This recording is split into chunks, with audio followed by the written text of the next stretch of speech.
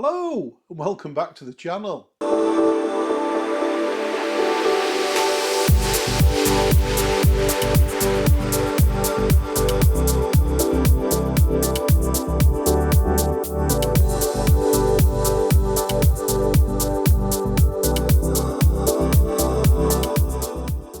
Today we're going to be talking about a new product on the market. Now you might have seen this product in a previous guise called the Rapid Bike Smart Module.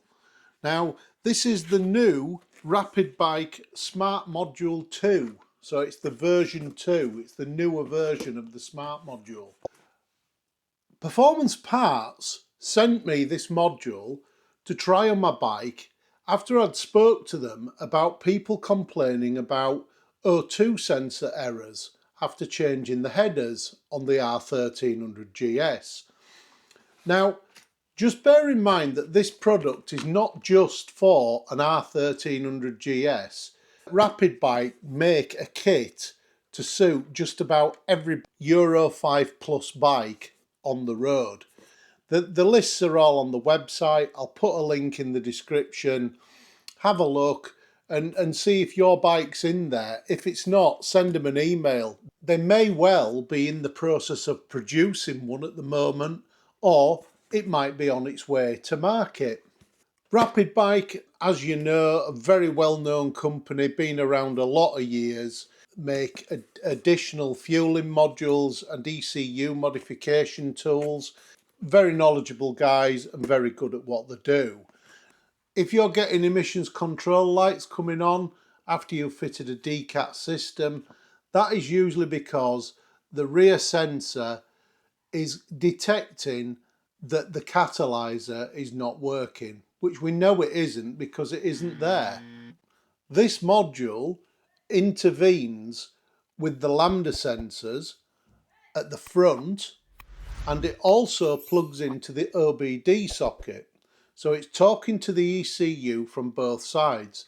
And from what I can understand is it's stabilising the signal to the lambda sensors so that you don't get the warning lights, which is a common issue on Euro 5 bikes. Whenever you change the headers on a Euro 5 bike, you normally end up after a few hundred miles with issues with warning lights on the dashboard. It took me about 20 minutes to fit it on the R1300 GS. The instructions are very simple, plug and play, and even better than that, it can be controlled from your mobile phone, be that an Android or an iOS device, via Bluetooth. So you can turn it on and off by your phone, but I can assure you, once you've got this on, you aren't going to want to turn it off. This unit eliminates the need to have your ECU flashed. Now I've done maybe 500 or 600 miles on the bike since I fitted it, and I've had no lambda sensor O2 errors on my dashboard. It's been absolutely perfect. It's been supplied to me. Disclaimer, this was sent to me by Performance Parts. Again, big shout out to Performance Parts. They're a huge supporter of the channel, and I can only thank them enough the support that they give to NJW MOTO. So don't forget, this is not just for an R1300 GS. This will fit most Euro 5 plus bikes on the road today. So check out the links in the description and see if it fits your bike.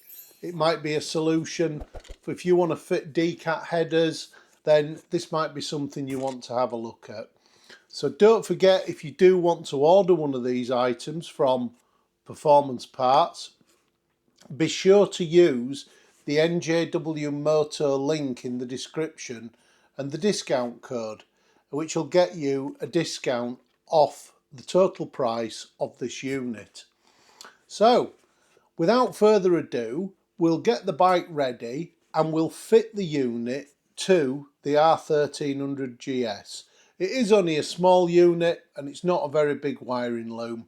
It's a plug and play process, and I think you'll find it super easy. You don't have to be a nuclear scientist to work out what you're doing with it. It's a fairly easy job. So just before we start the installation, you do get a manual. It is an electronic manual and it comes with this QR code here. So what you do in the box, you scan that QR code and that will take you to a PDF link at Rapid Bike where you'll have a permanent copy of the installation manual to keep for yourself. And as you'll see when we go through that manual, it's very detailed and you can't really go wrong with it.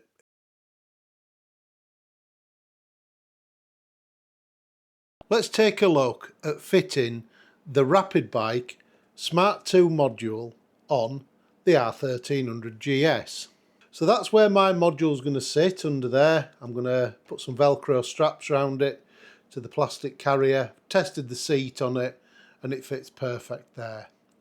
So it is a plug and play device, so we're not going to wire it in, like strip the bike down to do it. We want this to be as easy and as simple as possible. But we don't want to compromise any of the wiring or the connections. We still want it to be a great job. You will have to remove your tank bracket, 2 Torx 40 screws and 4 Torx 25s. That will then come off and away. Ease the tank up slightly and put something under it that's not going to damage the frame, piece of wood. In my case, I've used a paintbrush. So that holds the tank up just enough to feed the cables under the tank. You can just see it moving there. It'll then drop down to the inside of this panel and we'll just remove the starter relay to make it easier to access. It's just held on with a little clip and a slot, that's all. Very simple. It's just that little push clip. With the GS, there's not enough room to bring the cables through here or down the bottom. There simply isn't enough room to pass that cable through. What I've done is I've gone over the back of the engine, as you can see there, down the back of the shaft casing, the output casing. There's plenty of cable. It comes out underneath to here, to where your lambda plug actually plugs in. This bracket for your lambda cable is held onto the engine with a Torx 30 screw. Simply take that screw out and that'll allow it to move around and give you access to disconnect the plug. Now these plugs, I'll show you a diagram of this on the screen. The plugs do have a safety catch on them, a little grey safety catch, and you have to push that safety catch back and then push it down to allow it to come out. So this is the view from underneath. Hopefully you can see that. Now you can just see the lambda plug there. That's the plug with the green wire on it. Sorry about the light. All I'm going to do with that is I'm going to put a zip tie round that plug and tie it up to the remaining cables. I've now refastened the bracket on, so everything's secure and everything's in place. There isn't a great deal of room, but you do have a fair bit of access at the back of the side stand underneath. So it's not such a drama job. It's more of a drama for me because I've got huge hands, but it wasn't difficult. It took me about 5 minutes. Okay, so hopefully you can see that. I've got the lambda sensor cable splitter plug neatly tied up now. So that's the left-hand cylinder done. We'll move on and we'll connect the right-hand cylinder. The right-hand cylinder does look a whole lot more simple than the left. Unfortunately, the left is a little bit restrictive, but it's like I've said, it's not difficult. It's just something you just need to take your time on and think about it. And I was right. The right-hand cylinder is really simple to fit. Absolutely a piece of cake. It's just underneath the radiator there.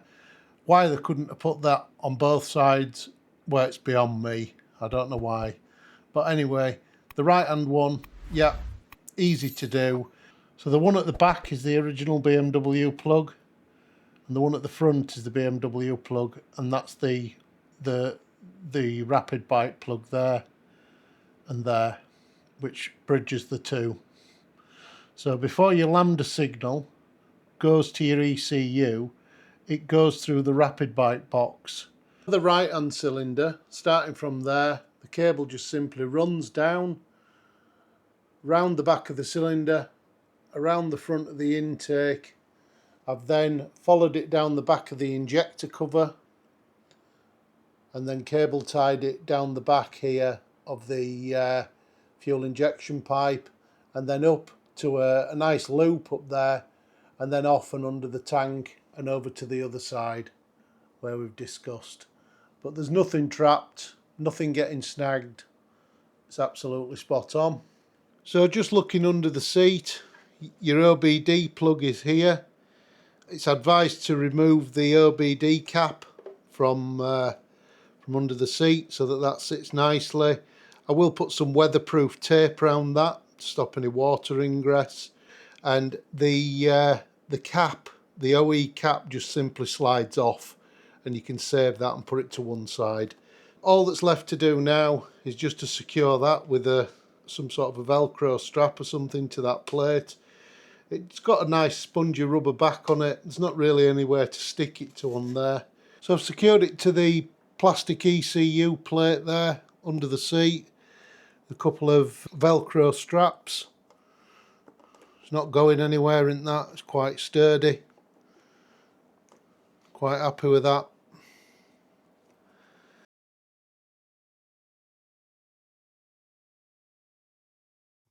There's various ways you can control the Rapid Bike Smart 2 module. One of the ways is to install a Windows-based software onto your laptop or PC. The other way, which I've used, which I think is the simplest, is to simply use the Rapid Bike smartphone app. Now, it's very intuitive, it's easy to use, it's easy to connect, and once you've registered your details with Rapid Bike, it's a seamless process. You can alter between eco, touring and sport, although I've not changed this, I've just left mine in sport mode. It also includes some diagnostic software, so you don't need any additional tools to clear fault codes and such forth. Not that you should get any when you're using the Rapid Bike Smart 2 module. Of course, they do warn you that it's not advisable to use your smartphone while you're riding your bike, but that's fairly obvious, guys. So that's the application you need to control the unit. It's the Rapid Bike app, which is available from iOS or for Android.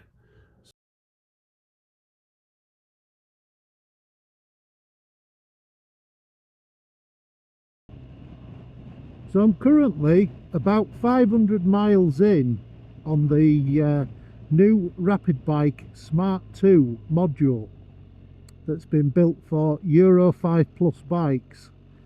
So since fitting it, I have to say I've had nothing but positive comments about it. There's been no warning lights, so the emissions warning light hasn't come on for the lambda sensors, and the performance of the bike, I have to say, is absolutely spot on. There's definitely an appreciable difference in performance. So let's just pause the video there for a minute and take a look at the dyno graph supplied by Rapid Bike for the Smart 2 module.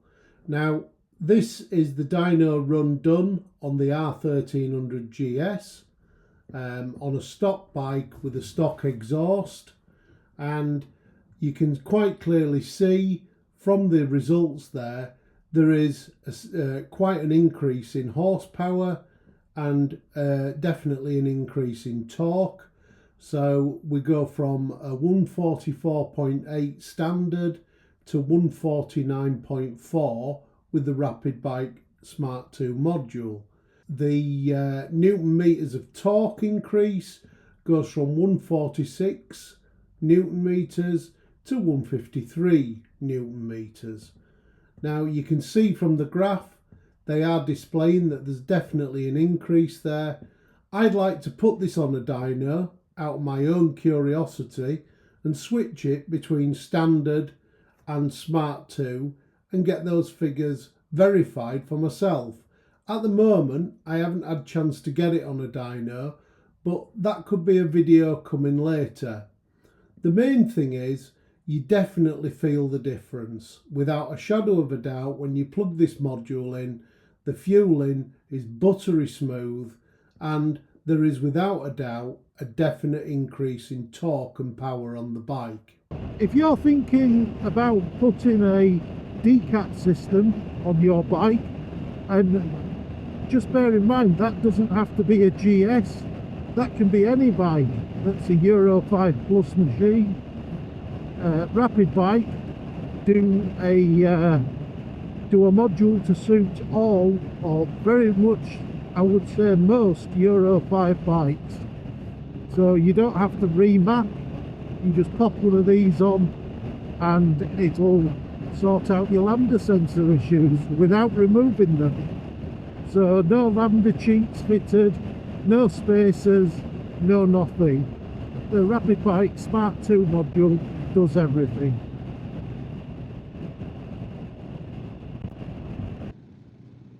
So as you can see, we're travelling through a built-up area at 30 miles an hour in 5th gear, and the bike is not labouring, it's not complaining. The fueling is absolutely superb, and I'll show you I will not change gear until we come out this village. I'll keep it in 5th gear all the way through, and I'll show you how smoothly it will accelerate from 30 miles an hour in 5th gear.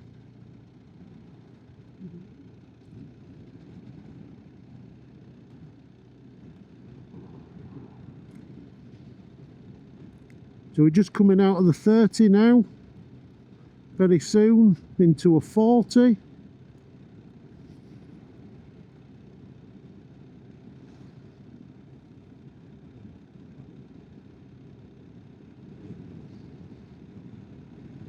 There we go, and without any hesitation whatsoever, the bike cleanly pulls away without any drama. Out into the Nationals, still in 5th gear. Take note, I have not changed gear yet. Knock it up into 6th and you're cruising along at highway speeds.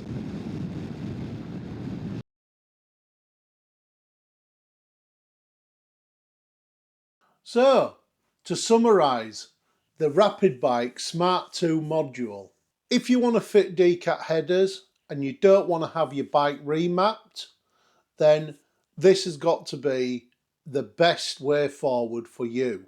The Rapid Bike Smart 2 module is plug and play, it's easy to fit, it can be put on and taken off your bike within 20 minutes to half an hour. The module, from my perspective, works very well. There's a notable increase in power, definitely a notable increase in torque, and also the fueling, once you've removed the catalytic converter, is totally smoothed out. The fueling is absolutely superb, and you've probably seen that from the roll-on shots that we've had on the video. In summary, yeah, what can I say? It definitely gets the NJW Moto seal of approval. Thanks again for everybody that's watching. Thanks for the subscriptions. Thanks more than anything for people who keep coming back and your kind comments. Really, really appreciate it. Now, I know things have been a bit slow just lately and there's been a bit of a break in content, but I really have been busy. Work has got in the way, and you know, life and work does get in the way, unfortunately. This isn't my only job, although I wish it was. We'll leave it there for now. We've seen the Smart 2 module, we've seen the results it gets, and we've seen what my opinion is on it. So, until next time, ride safe, bye for now.